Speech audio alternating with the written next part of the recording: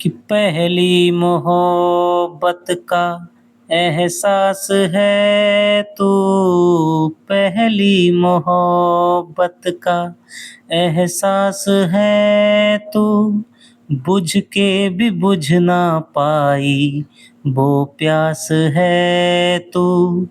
तू ही मेरी पहली ख्वाहिश, तू ही आखिरी है तू, मेरी जिंदगी है तू, मेरी हर खुशी है। हेलो दोस्तों, नमस्कार। आपका स्वागत है आपके अपने चैनल हिंदी हब ऑफिशियल पर। तो आज हम रामचरितमानस के बाल कांड की प्रश्नोत्तरी भाग 2 को करने वाले हैं। भाग 1 है वो आपको चैनल पे मैंने करा दिया था। यदि आपने नहीं देखा है तो जाकर के उसको देखिएगा। आरपीएससी सेकंड ग्रेड की परीक्षा आपके बहुत ही नज़दीक है और इससे संबंधित सारी रचनाएं मैंने आपको पढ़वा रखी हैं, प्रश्नोत्तरी भी करवा रखी है। तो जाकर के यदि आपने किसी विभाग की या किसी भी रचना की नहीं देखी है तो जाकर के आप देखिएगा। और भी जो महत्वपूर्ण टॉपिक हैं, कोशिश कर रहा हूँ, थोड़ी सी परिस्थितियाँ मेरी विपरीत हैं जिससे कि आपके लिए रेगुलर क्लास है वो नहीं आ पा रही है। तो देखिएगा, अपने स्तर से आप तैयारी करते रहिएगा, जितना हो सकता है मैं आपकी मदद कर रहा हूँ। तो पहला दोस्तों क्वेश्चन है, यानी 51वां क्वेश्चन है। 50 क्वेश्चन हमने भाग 1 में देखे हैं। तुलसी रचित मानस के बाल कांड के आधार पर बताइए कि किसका यश अमृत के समान जल है। केवल राम जी का, ब्रह्मा व शिव जी का, सीता और पार्वती जी का, राम सीता जी का, बताइए।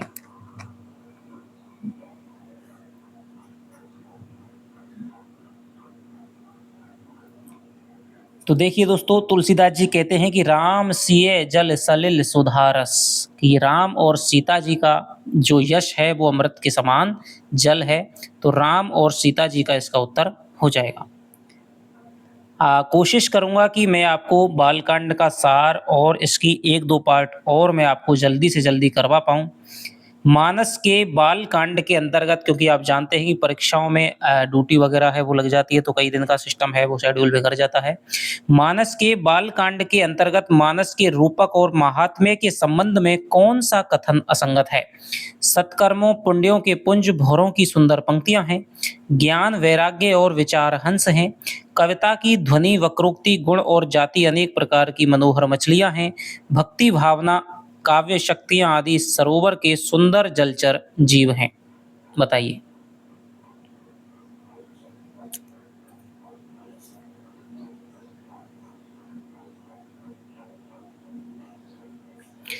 तो देखिए दोस्तों, मानस के बाल कांड के अंतर्गत तो सत्कर्मों पुण्यों के पुंज भौरों की सुंदर पंक्तियां हैं। देखिए, तुलसीदास जी ने बालकांड की शुरुआत में एक तो रामचरितमानस का रूपक है वो दिया है। कई कई चीज जो प्रसिद्ध हैं, जिनका महात्म्य है या फिर जिनके प्रति तुलसीदास की श्रद्धा है, उनका रूपक है वो बड़े स्तर पर देने की कोशिश करी है। तो इस रूपक के प्रश्न हैं, आ सकता है दोस्तों। काफ़ी मैंने अच्छे प्रश्न हैं, यहाँ से मैंने आपको सारा कुछ है वो समेटने का प्रयास किया है, जो महत्वपूर्ण बातें हैं वो मैं समेट लूँ। तो देखिए, मानस के रूपक के विषय में क्या कह रहे हैं कि जो सत्कर्मों और पुण्यों के जो पुंज हैं वो भौरों की सुंदर पंक्तियां हैं। ठीक है, ये बात बिल्कुल सही है। ज्ञान वैराग्य और विचार हैं वो इस सरोवर के हंस हैं, मानस रूपी सरोवर के। कविता की ध्वनि वक्रोक्ति गुण और जाति अनेक प्रकार की मनोहर मछलियां हैं, ये बात भी बिल्कुल सही है। भक्ति भावना काव्य शक्तियां ये दोस्तों नहीं है, ये सुंदर जलचर जीव नहीं है। सुंदर जलचर जीव कौन है वो अगले क्वेश्चन में आपको पता लगेगा। अगला क्वेश्चन है, तुलसी ने मानस रूपी सरोवर को के सुंदर जलचर जीवों में किसे नहीं माना है। धर्म अर्थ का मोक्ष, काव्य के नौरस, जप तप योग और वैराग्य के प्रसंग, ज्ञान विज्ञान का विचार कर ना कहना। बताइए।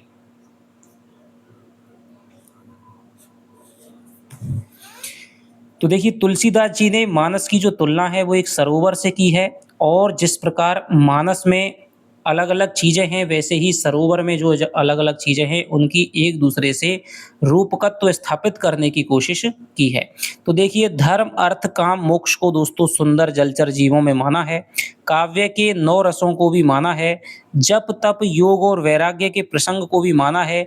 ज्ञान, विज्ञान का विचार कर ना कहना नहीं, बल्कि ज्ञान, विज्ञान विचार करके कहना, इसको भी सुंदर जलचर जीवों में माना है। ना हट जाएगा तो ये उसका उत्तर सही हो जाएगा।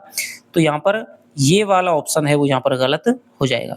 यानी कि इन 4 चीज़ों को इस मानस रूपी सरोवर के सुंदर जलचर जीवों में तुलसीदास जी ने माना है कि धर्म, अर्थ, काम, मोक्ष हैं वो इस सरोवर में रहने वाले जलचर जीव हैं। काव्य के 9 रस हैं वो भी जलचर जीव हैं। ये केवल मानस का रूपक है दोस्तों, ध्यान रखना। ठीक है, ज्ञान विज्ञान का विचार करके कहना भी सुंदर जलचर जीवों में माना है, लेकिन यहाँ पर ना लगा दिया, इसलिए ये उत्तर गलत हो गया। आगे चलते हैं। तुलसी ने किसे मानस रूपी सरोवर के चारों ओर की अमराई बताया है? संतों की सभा को, राम नाम के गुणों के गान को, श्रद्धा रूपी वसंत ऋतु को, सुकृति जनों के पुण्य कार्यों को। बताइए।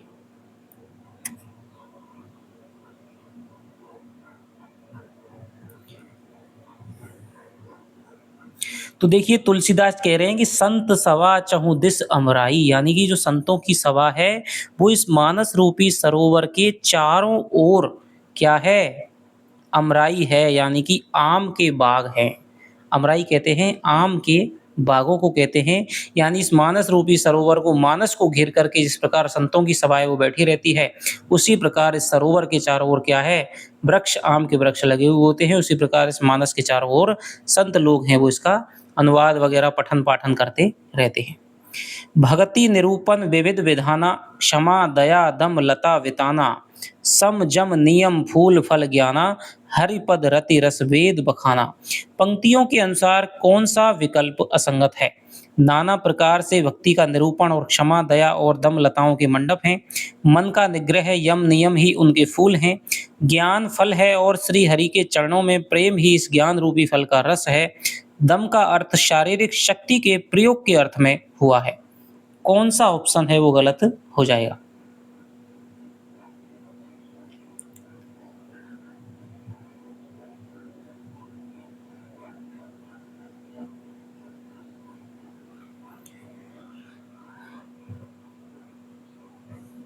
तो देखिए नाना प्रकार से भक्ति का निरूपण और क्षमा दया दम लताओं के दोस्तों क्या है? मंडप हैं, बिल्कुल सही बात है। मन का निग्रह यम नियम ही उनके फूल हैं, ये बात बिल्कुल सही है।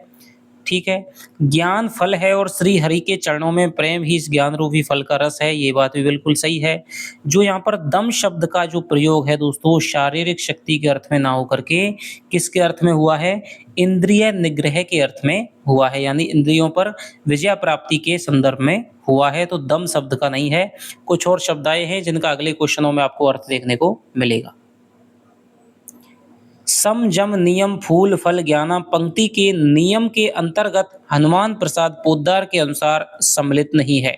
शौच, संतोष, ईश्वर, प्राणिधान, दया। बताइए।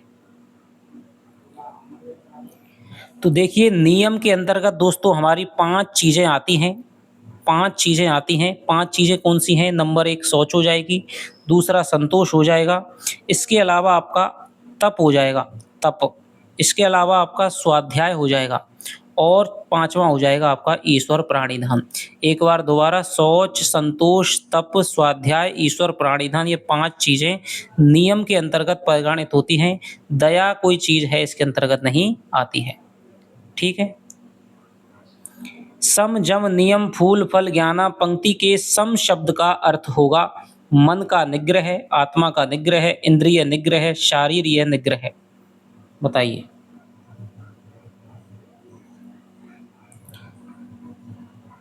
तो देखिए जो शम शब्द है उसका जो अर्थ हो जाएगा वो हो जाएगा मन का निग्रह। तो देखिए हमने 3-4 शब्द हैं वो देख लेते हैं। एक तो हमने देखा था दम, दम का अर्थ हो जाएगा इंद्रियों का निग्रह हो जाएगा। सम का अर्थ हो जाएगा मन का निग्रह हो जाएगा, मन का निग्रह। नियम में हमने 5 चीजें देख ली, शौच हो जाएगा, संतोष हो जाएगा, तप हो जाएगा, स्वाध्याय हो जाएगा, ईश्वर प्राणी ध्यान हो जाएगा। इसके अलावा यम में भी हमारे 5 चीज़ें आती हैं, जिनमें कौन-कौन सी है? अहिंसा है, सत्य है और चोरी ना करना यानी कि अस्तेय है, ब्रह्मचर्य है और अपरिग्रह है।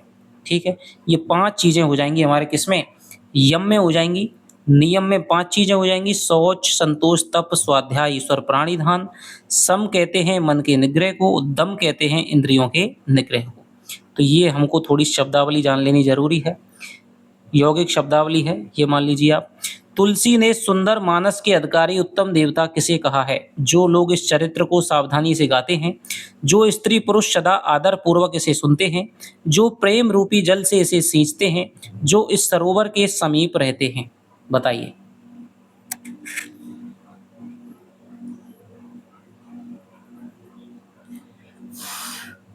तो देखिए, मानस के अधिकारी उत्तम देवता दोस्तों तुलसी ने कहा है कि जो स्त्री पुरुष सदा इसे आदर पूर्वक सुनते हैं, तो वो क्या हैं? मानस के उत्तम अधिकारी देवता हो जाएंगे। सदा सुनई सादर नर नारी तेई सुरवर मानस अधिकारी, यानी जो नर नारी इसे आदर पूर्वक सुनते हैं, वे ही मानस के अधिकारी उत्तम देवता हो जाएंगे। तुलसी ने मानस का रूपक और महात्म्य प्रतिपादित करते समय अति दुष्ट और विषयी लोगों को क्या बताया है? अभागे पथिक और रहजन, अभागे बगुले और कौए, अभागे उल्लू और तोते, अभागे प्राणी और मानस।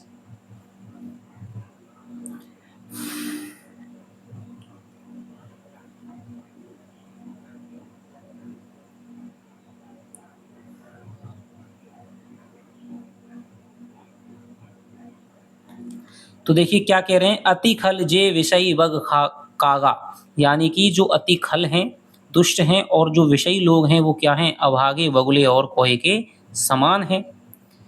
कठिन कुसंग कपंथ कराला तिनके बचन बाग हरि ब्याला। पंक्ति के बाग हरि ब्याला का क्रम से सही अर्थ वाला विकल्प कौन सा है? बाग कृष्ण वचन, बाग सिंह वचन, बाग बंदर वचन, बाग सिंह सांप।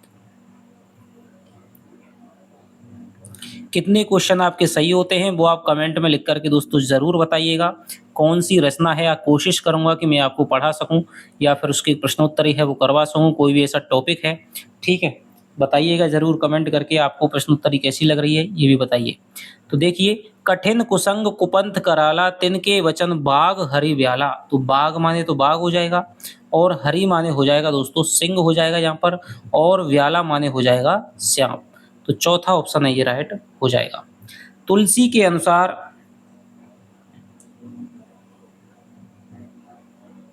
यानी कि देखिए क्या कह रहे हैं कि जो घोर कठिन कुसंग कुपंथ कराला, यानी कि जो घोर कुसंग है वो बड़ा ही भयानक रास्ता है।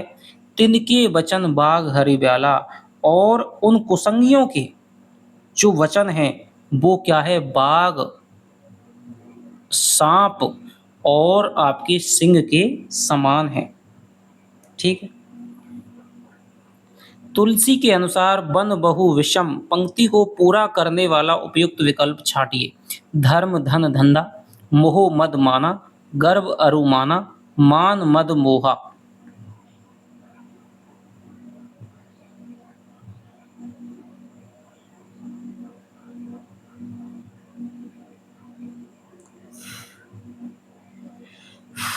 तो देखिए पंक्ति है दोस्तों, बन बहु विषम मोह मद माना। क्या है? बन बहु विषम मोह मद माना, यानी मोह मद और मान बहुत से क्या है? बीहड़ बन बहु विषम, यानी बहुत ही कठिन विषम वन के समान है। तुलसी के अनुसार किन लोगों के लिए मानस अगम है? जिनके पास श्रद्धा रूपी राह खर्च नहीं है, जिनको संतों का साथ नहीं है, जिनको रघुनाथ जी प्रिय नहीं है, उपर्युक्त सभी।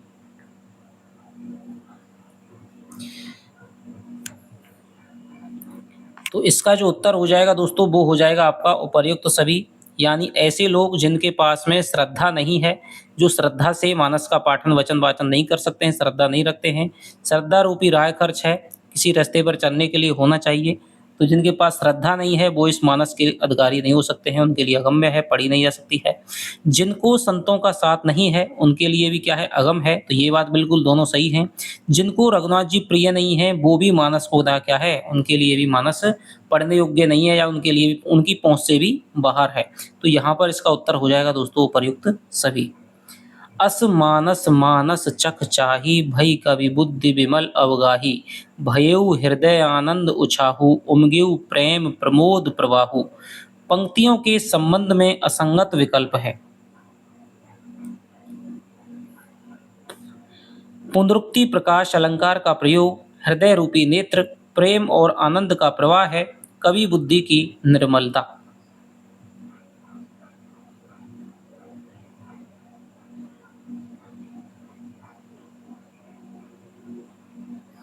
बताइए।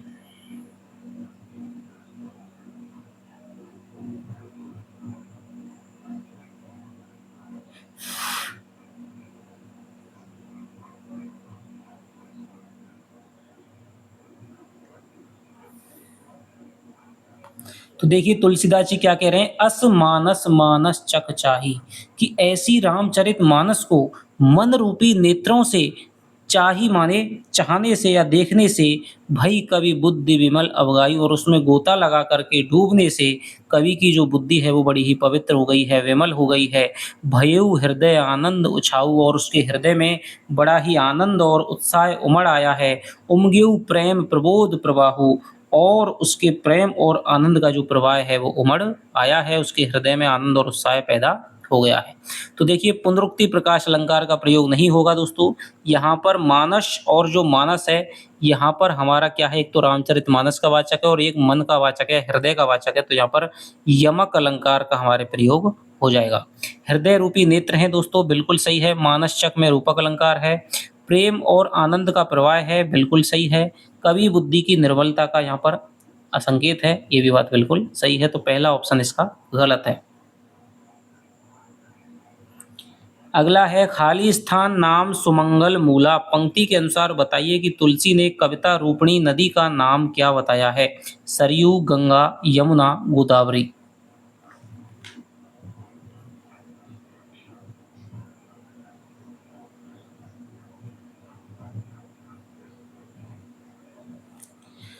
तो देखिए तुलसी कहते हैं कि सरजू नाम सुमंगल मूला, कि सरजू नाम की जो नदी है वो क्या है, सारे सुमंगलों का क्या है, जड़ है, मूल है। तो जिस प्रकार से मानस का रूपकत्व तुलसीदास जी बताते हैं, स्थापित करते हैं, उसी प्रकार से सरयू नदी का भी यहाँ पर रूपकत्व है बताने की कोशिश करी है। तो सरयू हो जाएगा, सारे सुमंगलों का मूल है। तुलसी ने कविता रूपणी सरयू नदी के दो किनारे किसे बताया है। धर्म और अधर्म को, श्रद्धा और भक्ति को, लोकमत और वेदमत को, राम और सीता को।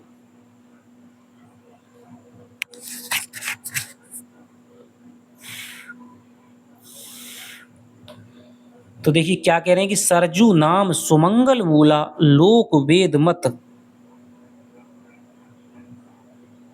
मंजुल पूला।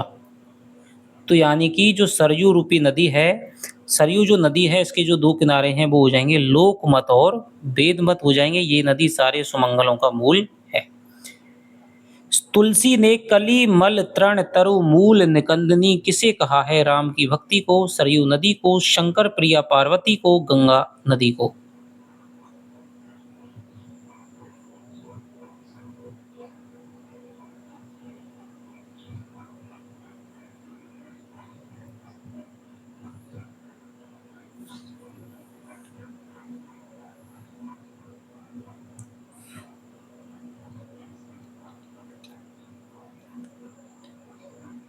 तो देखिए तुलसी क्या कहते हैं, ये जो सरयू नदी है वो कली माने कलयुग के, मल माने पापों को, तृण माने तिनकों के समान, तरु माने पेड़ों को, कलयुग के पापों रूपी जो तिनके और पेड़ हैं, मूल निकंदनी उनको जड़ से उखाड़ने, निकंदनी माने नष्ट करने वाली है, मूल रहित करने वाली है। तो ये जो सरयू नदी है वो कलयुग के पापों को, तिनकों के समान वृक्षों को क्या करने वाली है, उखाड़ने वाली है। तो यहाँ पर सरयू नदी को यहाँ पर तरु कली मल तृण तरु मूल निकंदनी कहा है। तुलसी ने खाली स्थान सकल सुमंगल मूल किसे कहा है। सरयू नदी को, राम सीता की भक्ति को, अयोध्या जी को, रामचरित मानस को।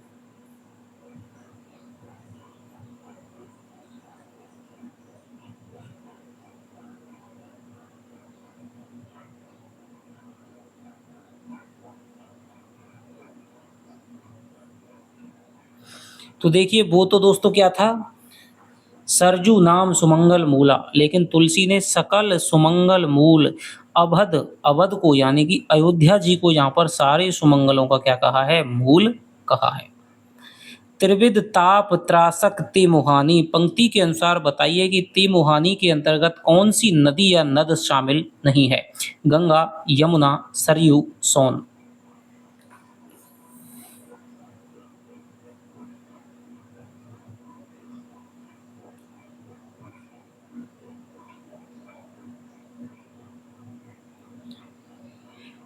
तो तुलसीदास जी क्या लिखते हैं कि त्रिविध ताप त्रासक तिमुहानी, राम स्वरूप सिंधु समूहानी।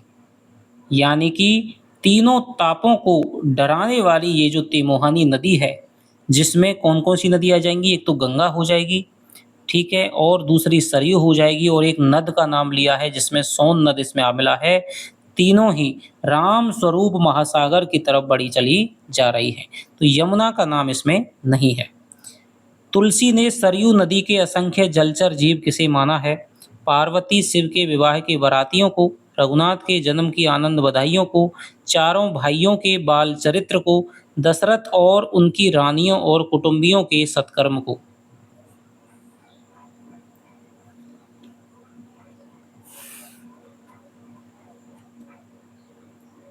बताइए। तो तुलसी ने सरयू नदी के असंख्य जलचर जीव माना है दोस्तों पार्वती शिव के बारातियों को। किसको माना है, पार्वती शिव के बारातियों को माना है, विवाह के बारातियों को माना है। कि क्या कह रहे हैं, उमा महेश विवाह बराती ते जलचर अनगित बहु भांति। बालकांड में सरयू नदी के रूपकत्व के संबंध में असंगत कथन बताइए। राम के जन्म की बधाइयाँ इस नदी के भंवर और तरंगों की मनोहरता हैं। अनेक विचारपूर्ण प्रश्न ही इस नदी की नावें हैं, तथा विवेक युक्त उत्तर ही चतुर केवट है। लक्ष्मण जी का क्रोध इस नदी की भयानक धारा है। श्री रामचंद्र जी के श्रेष्ठ वचन ही सुंदर बंधे हुए घाट हैं।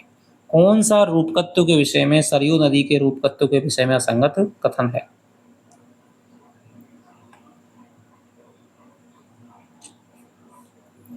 तो ये जो कथन हो जाएगा दोस्तों, ये कथन हो जाएगा कौन सा, लक्ष्मण जी इस क्रोध, लक्ष्मण जी का क्रोध नहीं, परशुराम जी का क्रोध। परशुराम जी का क्रोध का उदाहरण हमें देखने को मिलता है राम लक्ष्मण परशुराम संवाद में। तो परशुराम जी का क्रोध है इस नदी की भयानक धारा है, तो ये ऑप्शन यहाँ पर गलत हो जाएगा। तुलसी जी ने बालकांड में सरयू नदी की काई किसे कहा है। मंथरा को, रावण के अहम को, पापी जनों को, कैकई की कुबुद्धि को। बताइए।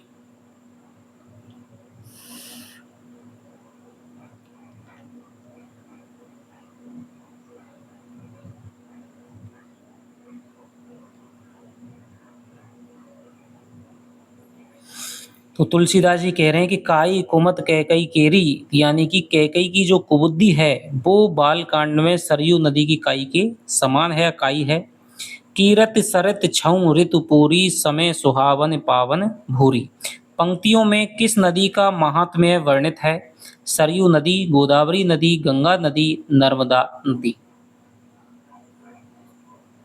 बताइए। कीरत सरत छऊ ऋतु पूरी, समय सुहावनी पावन भूरी। पंक्तियों में किस नदी का महात्म्य वर्णित है। तो ये हो जाएगा दोस्तों किस नदी का है,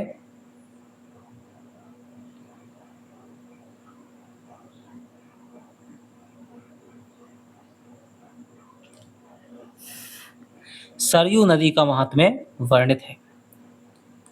ते कायर कलिकाल विगोए, पंक्ति के संदर्भ में बताइए कि कौन से कायर लोग कलिकाल के द्वारा ठगे गए हैं। जिन्होंने रामचरितमानस का पाठ नहीं किया है, जिन्होंने राम सुयस जल रूपी जल में अपने हृदय को नहीं धोया है, जिन्होंने सीता जी के पावन चरित्र की गाथा पर अविश्वास किया है, जिन्होंने कल्याणकारी सरयू नदी में स्नान नहीं किया है।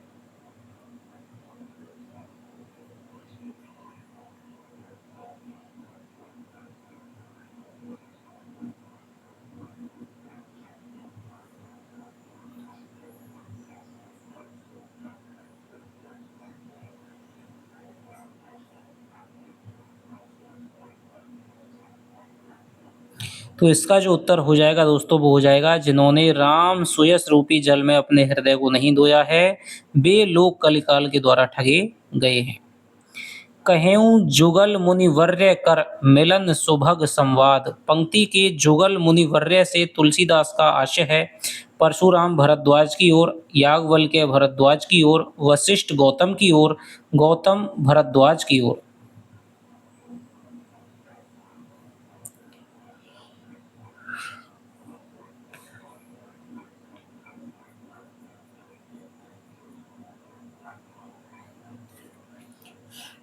तो देखिए, 4 वक्ता 4 सुरताओं का क्रम है वो हमें रामचरितमानस में देखने को मिलता है। शिव जी, पार्वती जी काकभूषुंडी जी याज्ञवल्क्य जी और याज्ञवल्क्य जी भरद्वाज जी। तो यहाँ पर अब तुलसीदास जी कहते हैं कि मैं अब जो याज्ञवल्क्य हैं और भरद्वाज जी हैं उनके द्वारा आपस में जो कथा कही गई है उस कथा के आधार पे मैं अब रामचरितमानस की शुरुआत करता हूँ। तो कहेऊँ जुगल मुनिवर्य कर मिलन सुभग संवाद, उनके मिलने का जो सुभग संवाद था, सुंदर जो संवाद था, वो मैं आपको कहता हूँ। तो जुगल मुनिवर्य यानी जुगल माने जोड़ा, मुनिवर्य माने श्रेष्ठ मुनि। तो यहाँ पर हो जाएगा याज्ञवल्क्य और भरद्वाज की ओर, यहाँ पर संकेत करता है कि भाई दोनों ऋषि मुनि थे। तब याज्ञवल्क्य जी ने राम की जो कथा है वो भरद्वाज जी को सुनाई थी और भरद्वाज जी पूरे संत समाज को सुनाते हैं। तापस सम दम दया निधाना परमारथ पथ परम सुजाना। पंक्तियों में तुलसी ने किसके चरित्र की विशेषताओं का वर्णन किया है? शिव जी, भरद्वाज मुनि, याज्ञवल्क्य ऋषि, परशुराम जी।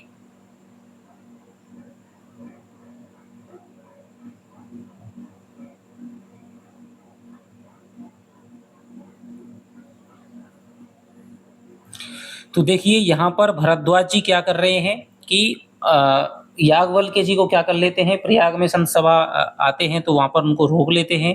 तो तापस सम दम दया, तो वे बड़े ही तपस्वी हैं, सम वाले हैं, मन पर कंट्रोल करने वाले हैं, इंद्रिय निग्रह वाले हैं, दयावान हैं, कि सागर हैं।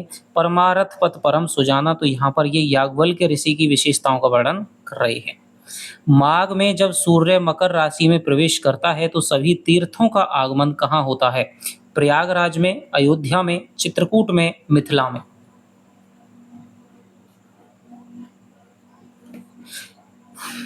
तो यानी कि दोस्तों मकर संक्रांति को जो सारे तीर्थ हैं वो कहाँ पर चले जाते हैं? यानी कि किस में चले जाते हैं? प्रयागराज में चले जाते हैं। करगत वेद तत्व सब तोरे, पंक्ति के अनुसार वेदों का तत्व किसकी मुट्ठी में है? परशुराम की, भरद्वाज मुनि की, शिवजी की, याज्ञवल्क्य की।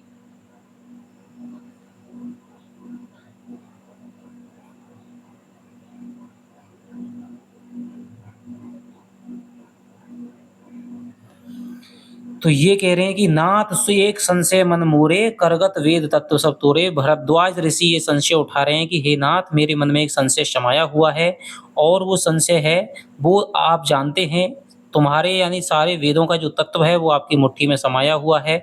तो ये भरद्वाज ऋषि कह रहे हैं, किससे? याज्ञवल्क्य जी से कह रहे हैं। यानी याज्ञवल्क्य राम की कथा है उसको सुनाएंगे, किस किस प्रकार से राम का जन्म हुआ, किस प्रकार शिव जी की सती की कथा है उसको बताएंगे। तुलसीदास जी उसको केवल लिख रहे हैं, तो ये आपको ध्यान रखना है। बालकांड के याज्ञवल्क्य भरद्वाज संवाद के अनुसार बताइए कि संसार में कितनी जाति के जीव विद्यमान हैं जो काशी में मरने से परम पद को प्राप्त करते हैं? 3, 2, 4, 5।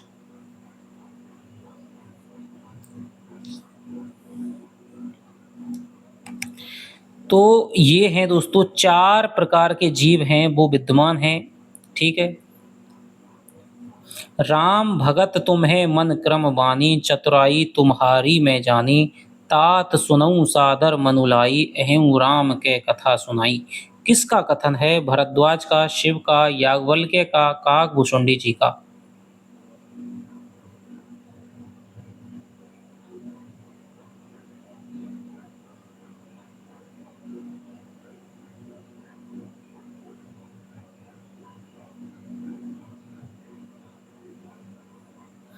तो ये जो कथन है दोस्तों कि राम भगत तुम्हें मन क्रम वचन से तुम राम के भगत हो, मैं तुम्हारी सारी चतुराई जान गया हूँ, तुम कथा को जानते हो, केवल तुम राम के गुणों को मेरे मुख से दोबारा सुनना चाहते हो, इसलिए तात सुनो, हे तात तुम सुनो, सादर मन लगा करके सुनो, अब मैं राम की कथा तुम्हें सुनाने जा रहा हूँ। तो ये याज्ञवल्क्य जी का भरद्वाज के प्रति कथन हो जाएगा। शंभु गए कुंभज ऋषि पाही पंक्ति के कुंभज शब्द से संकेतित है कुंभ, कमल, अगस्त्य ऋषि, भरद्वाज मुनि।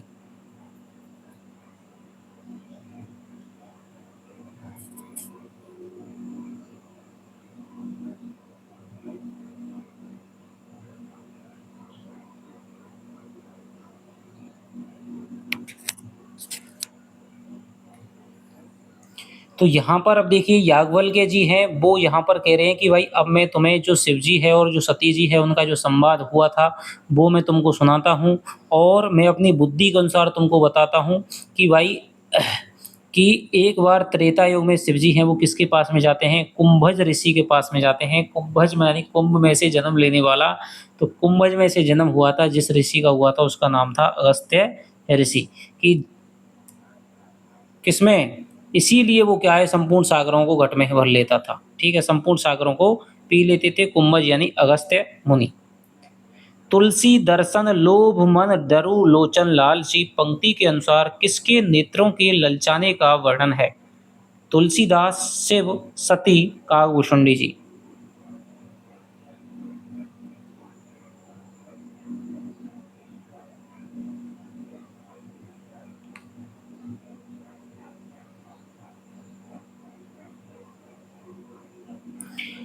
तो जब शिवजी अगस्त मुनि के पास में जाते हैं तो अगस्त मुनि राम की कथा को उनके लिए सुनाते हैं और शिवजी पूरे मन से उस कथा को सुनते हैं। और जब मुनि जी उनसे पूछते हैं कि परम हरिभक्ति क्या है, तो शिवजी हरिभक्ति बताते हैं और इस प्रकार वहाँ पर कुछ देर रह करके सती जी के साथ में कैलाश पर चलते हैं। लेकिन उनके मन में श्री राम को देखने की जो लालसा है वो लगातार लगी रहती है। तो तुलसीदास जी कहते हैं दर्शन लोभ मन डरु लोचन लालची, यानी कि उनके मन में क्या है, लगातार दर्शन के लोभ से उनके नेत्र हैं वो क्या है, ललचा रहे थे। तो शिव के नेत्रों के ललचाने का यहाँ पर वर्णन किया गया है कि राम को देखने के लिए। रावण ने ब्रह्मा जी से अपनी मृत्यु किसके हाथ से मांगी थी, नर के, बानर के, सुर के, असुर के।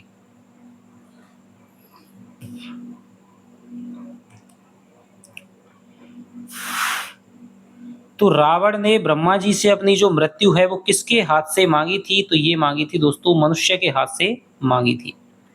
विरह विकल नर इव रघुराई खोजत विपन फिरत दो भाई कबहू जोग वियोग न जाके देखा प्रगट बिरह दुख ताके। पंक्तियां किसका कथन है, भरद्वाज का, शिव का, सती का, याज्ञवल्क्य का।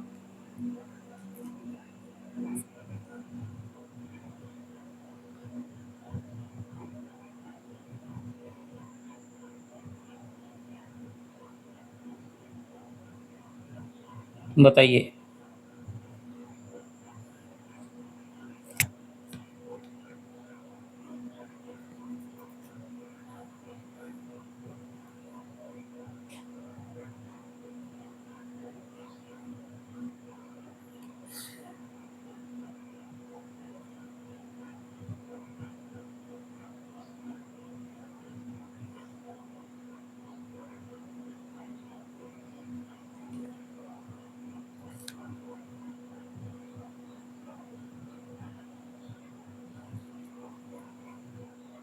तो ये जो दोस्तों कथन है कि ब्रह विकल नर इव रघुराई, याज्ञवल्क्य जी किसको सुना रहे हैं, भरद्वाज ऋषि को सुना रहे हैं कि ब्रह में विकल होकर के नर इव रघुराई यानी राम जी नर के समान विरह में व्याकुल होकर के जंगल में दोनों भाई राम और लक्ष्मण हैं वो खोजते हुए सीता जी को फिर रहे हैं। कभू जोग वियोग न जाके, जिसके लिए कभी योग संयोग और वियोग जिसके लिए नहीं बने थे उसको भी प्रकट, उसको भी यानी उसको भी प्रत्यक्ष ब्रह्म में उसको देखा गया था। यानी कि ये किसका ऋषि, ये का याज्ञवल्क्य का ये कथन हो जाएगा। अगला क्वेश्चन चलते हैं। शंकर जगत वंद्य जगदीशा सुर नर मुनि सब नावत सीसा। याज्ञवल्क्य के अनुसार यह किसका मानसिक कथन है, राम का, सती का, अगस्त्य का, सीता का।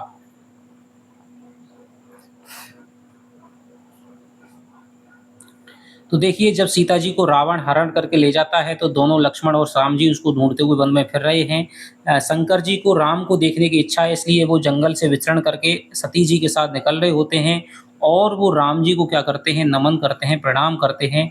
तब सती जी सोचती हैं कि शंकर जिसको पूरा जगत है वो क्या करता है, वंदन करता है, सुर नर मुनि सब उनके सामने शीश झुकाते हैं, तो फिर ये साधारण से मनुष्य को, राजकुमार को कैसे प्रणाम कर रहे हैं।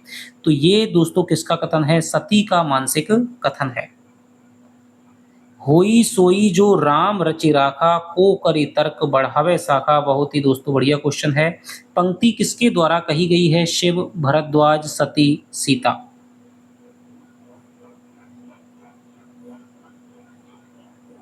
तो ये जो पंक्ति है दोस्तों, ये कही गई है किसके द्वारा, ये कही गई है शिव के द्वारा। कि जब सती जी, उनके मन में संदेह उठता है और उसको जानने के लिए राम की परीक्षा लेने के लिए चली जाती हैं, तब शंकर जी अपने मन में ये बात कहते हैं। प्रभु प्रभाऊ जानत मति धीरा, पंक्ति में मति धीरा शब्द किसके लिए आया है, राम के लिए, लक्ष्मण के लिए, शिव के लिए, भरत के लिए।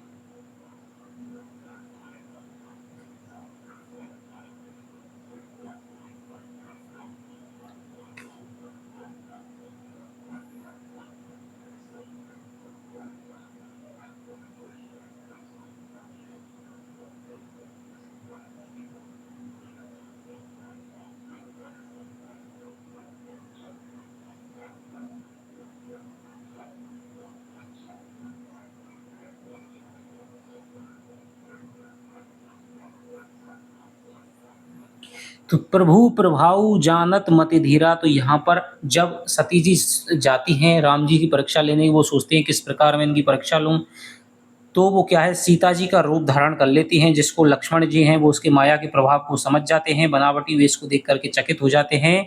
तब वो क्या है, इसको भी क्या है, जब प्रभु प्रभाव जानत मसुधीरा, लेकिन वो क्या है, रघुनाथ जी के प्रभाव को जानते हैं, इसलिए वो चुप्पी रहते हैं। मति धीरा शब्द आया है किसके लिए, लक्ष्मण के लिए आया है। कहेऊ बहोरी कहाँ वृष केतु, विपिन अकेली फिरई के ही हेतु। उक्त पंक्तियां राम ने किससे कही हैं, ये अभी दोस्तों आरपीएससी परीक्षा 2000 जो अभी लगी है 26 की, तो उसमें ये क्वेश्चन है वो आया है। उक्त पंक्तियां राम ने किससे कही हैं, शिव से, सती से, सीता से, लक्ष्मण से। तो ये जो पंक्तियां हैं वो राम के द्वारा किससे कही गई हैं, सती से कही गई हैं, कि राम जी उस सीता वेश में सती को पहचान जाते हैं और वो कहते हैं कि कहो आप अब कि वो वृषकेतु यानी कहाँ है, यानी शिव जी कहाँ हैं, और आप इस तरह अकेली वन में क्यों घूम रहे हैं।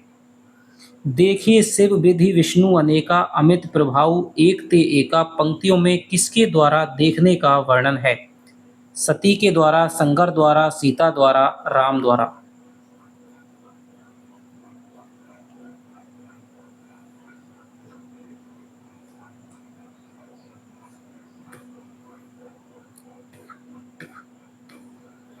देखे शिव विधि विष्णु अनेका, अमत प्रभाव एक ते एका।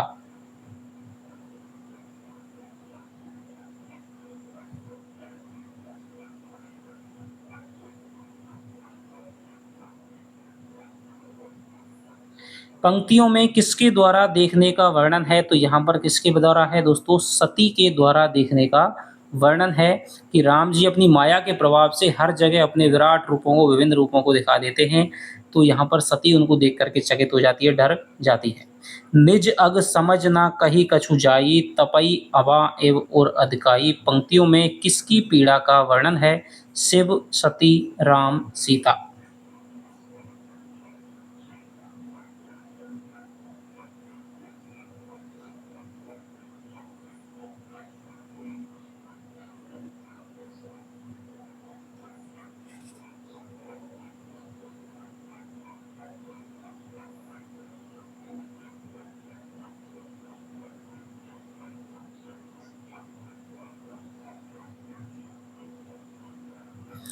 तो यहाँ पर दोस्तों क्या है, उसका जो हृदय है वो अवां के समान, आवा होता है, कुम्हार का जो मिट्टी पकाने वाला होता है उसको कहते हैं अवां के।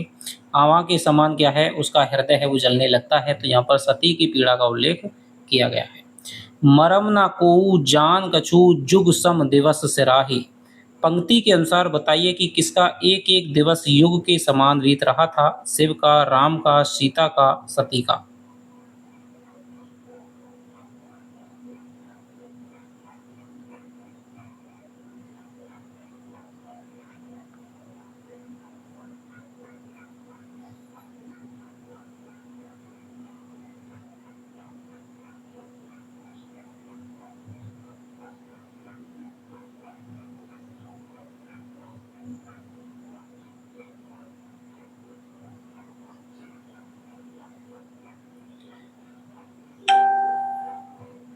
मरम न कोऊ जान कछु जुग सम दिवस सिराही। पंक्ति के अनुसार बताइए कि किसका एक एक दिवस युग के समान बीत रहा था।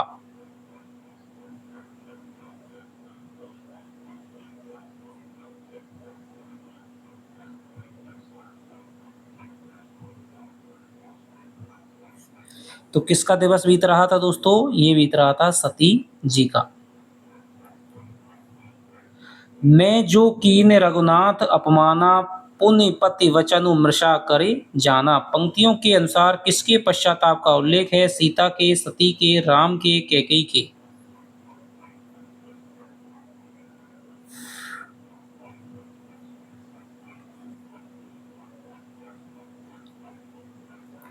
तो सती जी सोचती हैं कि मैंने अपने पति का क्या किया? अपमान किया, और उसके बाद में मैंने क्या है उनके मैंने रघुनाथ जी का तो क्या किया? अपमान किया, और उसके बाद अपने पति शिव के वचनों को मैंने झूठ माना।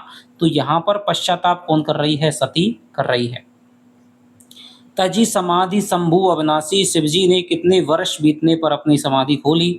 81 वर्ष, 85,000 वर्ष, 53,000 वर्ष, 87,000 वर्ष।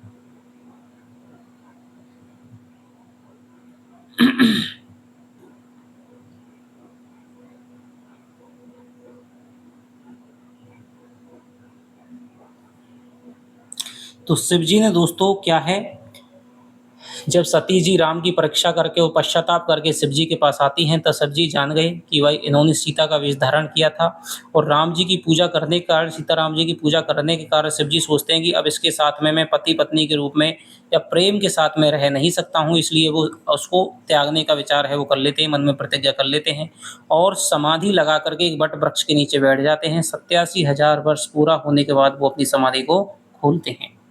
ब्रह्म सभा हम सन दुख माना, तेहि ते अजहू करहीं अपमाना।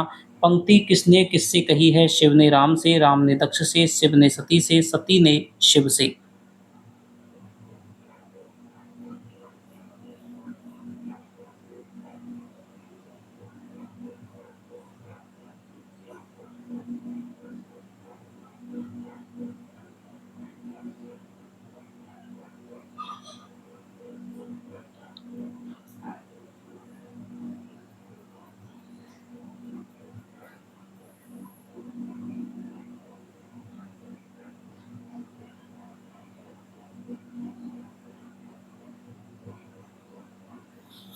तो देखिए, ब्रह्म सभा हम सन दुख माना, यानी कि क्या कह रहे हैं कि ब्रह्म सभा हम सन दुख माना, कि एक बार ब्रह्मा जी की सभा में शिव जी कह रहे हैं, किससे?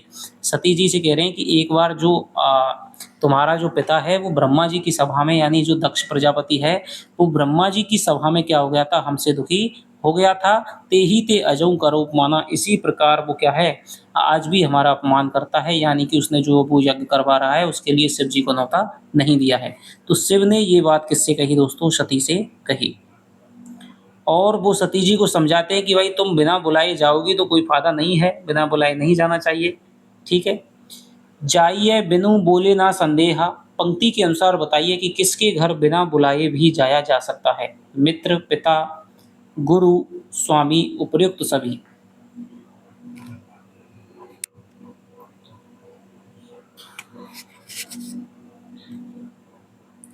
तो क्या कहते हैं तुलसीदास? यद्यपि मित्र प्रभु पितु गुरु गेहा, यानी कि मित्र के, पिता के, गुरु के और स्वामी के घर में क्या है दोस्तों, बिना बुलाए भी, बिना किसी संदेश के भी क्या है, जा सकता है। तो उपर्युक्त सभी हो जाएगा। संत शंभु श्रीपति अपवादा, सुनहि जहाँ तहाँ असी मर्यादा, काटिए तासु जीव जो बसाई, श्रवण मूद ना चलिए पराई। पंक्तियाँ किसके द्वारा कही गई हैं? शिव के द्वारा, दक्ष प्रजापति के द्वारा, सती के द्वारा, ब्रह्मा जी के द्वारा।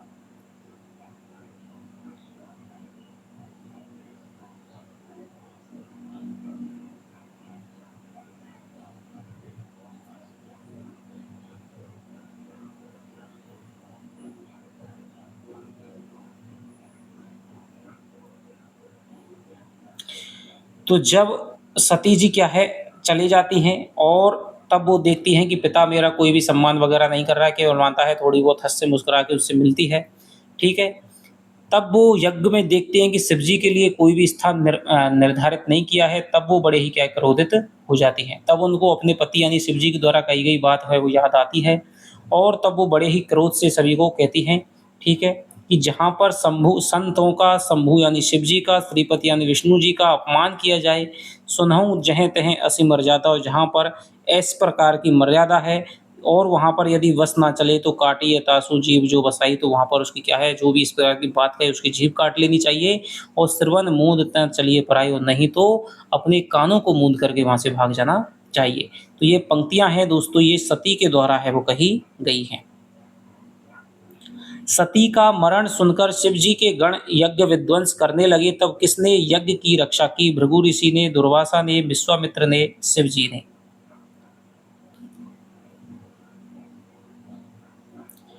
तो भृगु ऋषि हैं दोस्तों, तब यज्ञ की रक्षा करते हैं। सती है वो क्या है, विध्वंस जल में जल जाती है, तब शिव जी अपने गणों के साथ में सती जी को वहाँ पर भेजते हैं। जब उनको पता चलता है कि ऐसी घटना हो गई है तो वो यज्ञ को विध्वंस करने की कोशिश करते हैं, तब भृगु ऋषि उसको बचाने का प्रयास करते हैं और तब ये शिव जी तक बात पहुँचती है। यज्ञ विध्वंस जाई तिन कीना, सकल सुरन विदवत फल दीना, यानी कि वो जाकर के यज्ञ को विध्वंस करते हैं और सारे देवताओं को उनका विदवत फल है वो देते हैं। पंक्तियों के अनुसार किसने यज्ञ विध्वंस कर देवताओं को यथोचित फल दिया? शिव जी ने, ब्रह्मा जी ने, वीरभद्र ने, नारद मुनि ने। बताइए। यज्ञ विध्वंस कर देवताओं को यथोचित, तो वो शिव जी किसको भेजते हैं? फिर वीरभद्र को भेजते हैं और वो वीरभद्र है वो उस यज्ञ को जाकर के विध्वंस करता है और सारे देवताओं को दंड देता है। सदा सुमन फल सहित सब द्रुम नव नाना जाते, प्रगति सुंदर शैल पर मणि आकर बहु भांते। पंक्तियों के सुंदर शैल से संकेतित है हिमाचल पर्वत, अरुणाचल पर्वत, उदयाचल पर्वत, विंध्याचल पर्वत।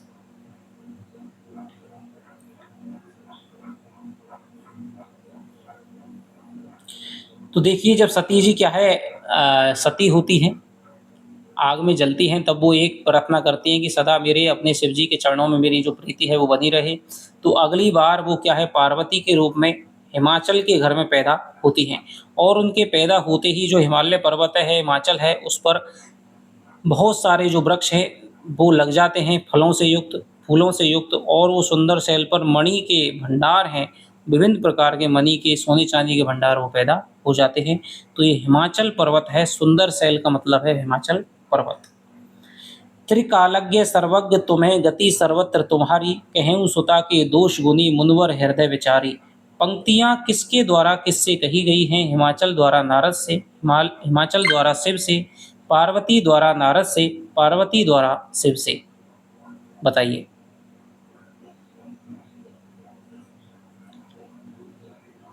त्रिकालज्ञ सर्वज्ञ तुम्हें गति सर्वत्र तुम्हारी, कहूँ सुता के दोष गुनी मुनवर हृदय विचारी। तो ये पंक्तियां दोस्तों किसके द्वारा कही गई हैं? हिमाचल के द्वारा नारद से कही गई हैं। नारद जी किसके घर पहुंचते हैं? हिमाचल के घर पहुंचते हैं, तो वो कहते हैं कि आप तो तीनों कालों के गाता हैं, सर्वज्ञ हैं, सब और सब कुछ आपको जानते हैं, तो मेरी जो बेटी है उसके गुण दोष आप कहिए। सुंदर सहज सुशील सयानी, नाम उमा अंबिका भवानी। पंक्तियां किसके द्वारा कही गई हैं? हिमाचल के द्वारा, नारद मुनि के द्वारा, पार्वती की माता के द्वारा, दक्ष प्रजापति के द्वारा।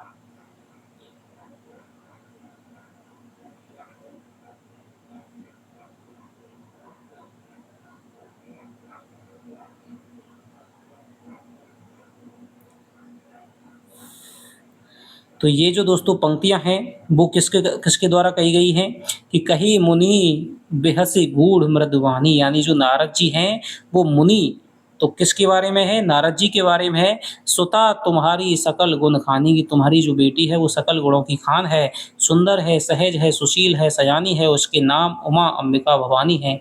तो ये नारद मुनि है वो किससे कहते हैं? हिमाचल से, यानी कि पार्वती जी के पिता से कहते हैं। तो ये दोस्तों आपके 100 प्रश्न रहे हैं। आशा करता हूँ कि आपको क्लास है वो पसंद आई होगी। कौन-सी रचना है, किसकी आपको दिक्कत आ रही है, आप एक बार कमेंट में करिएगा। कोशिश करूँगा कि उसको बना सकूँ। तो चलिएगा मैं आपसे मिलता हूँ अगली वीडियो में दोस्तों, तब तक के लिए दोस्तों बाय-बाय। जय हिंद, जय भारत।